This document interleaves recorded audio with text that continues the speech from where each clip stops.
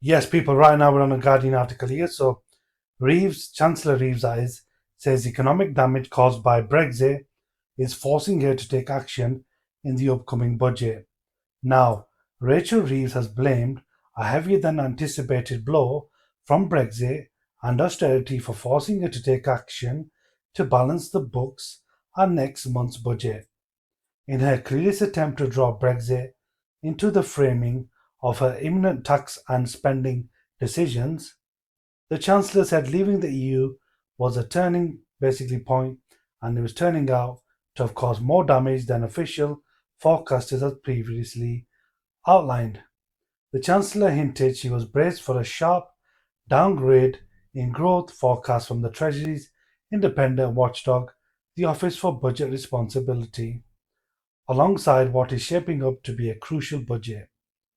The OBR, I think, are going to be pretty frank about this, that things like austerity, the cuts to capital spending, and Brexit have led basically and have had a bigger impact on the economy than we even projected back then, she said at an investment event in Birmingham. That is why we are unashamedly rebuilding our relations with the EU to reduce some of those costs that, in my view, were needlessly added to businesses since 2016 and since we formally left a few years ago. The Chancellor's intervention comes amid growing confidence within Keir Starmer's government to speak out about the damage of Brexit, as the decision to leave the EU almost a decade ago continues to weigh heavily on Britain's economic performance. It also marks an opportunity for Labour to tackle rising support for Nigel Farage, with the Prime Minister recently attacking the Reform leader for walking away from the Leave vote without an actual plan. In an interview with The Guardian, on the sidelines of the government's first regional investment summit at Edgbaston Cricket Ground in Birmingham, she said Labour could defy the past and do better because the government was prepared to rebuild relations with Brussels, slash planning, regs, and invest in infrastructure.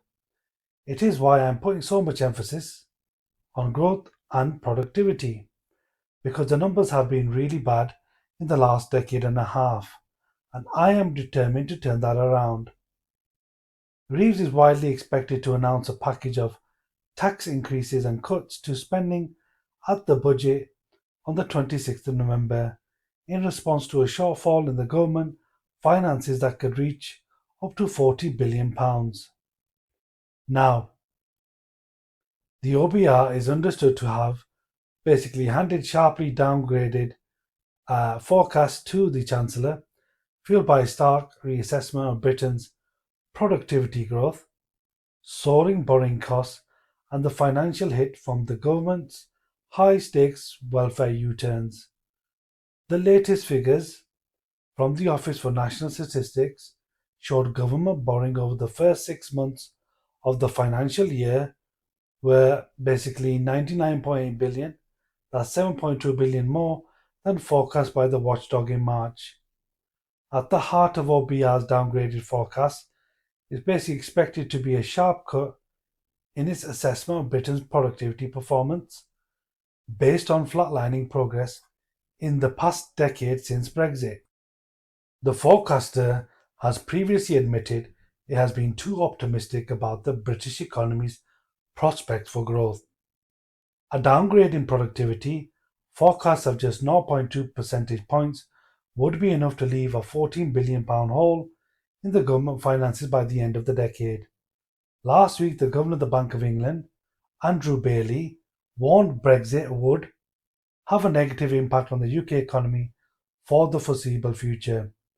Previously, the OPR has said leaving the EU would reduce Britain's long term level of productivity by around 4%. It comes as erecting tougher trading barriers, adding reams of red tape for business dealings with the country's single largest trading partner, has weighed heavily on the productivity growth of the British economy. Obviously, red tape is having an effect on bureaucracy. Speaking to an audience of 350 business leaders, regional mayors, and investors, including HSBC, Lloyds Banking Group, Legal and General, KPMG, and others. Reeves warned that any shortfall in the public finances would actually require immediate attention. Now, she hinted that any measures in next month's budget would at least rebuild her headroom against her self imposed fiscal rules. She said, I will ensure that the sum add up and we have the buffer against future shocks. At the spring statement in March, Reeves kept £9.9 billion in reserve against her main fiscal rule, which requires day to day spending to be matched by revenue by the end of the current Parliament. So, the Chancellor said that the failure to take corrective action could trigger a negative reaction in financial markets, drawing parallels with the previous Prime Minister Liz Truss's ill fated mini budget in September 2022. If we came out of the budget with plans that investors in government bonds and financial markets recognised didn't add up, we will see what happened to Liz Truss. Well, basically, they saw what happened to Liz Truss, quasi quartering the previous Chancellor, happening again, which is borrowing up for consumers and businesses. However, Reeves has argued Labour would take an approach distinct from previous Conservative administrations by prioritising investment in long term infrastructure, ruling out austerity to lay the foundations for stronger growth in the future. The Chancellor also said cutting business regulations and planning rules was a priority to spur and build economic growth.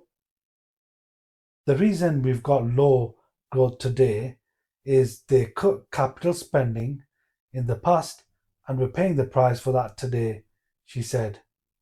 Reeves told The Guardian that her budget would rule out any cuts to long term infrastructure spending, saying that spending on transport infrastructure, energy, and other productivity enhancing measures was vital for drawing basically in private sector investment. So to bring in private sector investment would be crucial to the UK economy. So she said that decision to rule out cuts to capital investment was only possible because of the change she made to her fiscal rules last autumn, which then included separating requirements for the day-to-day budget to actually allow the government to borrow in order to invest. I know I get a lot of criticism for the fiscal rules, but without these basically changes, I wouldn't be able to sit here and say the capital budget is protected, and it absolutely is. There you have it, folks. So it'd be interesting to see what the next financial budget from the Chancellor Rachael Reeves brings to the UK economy.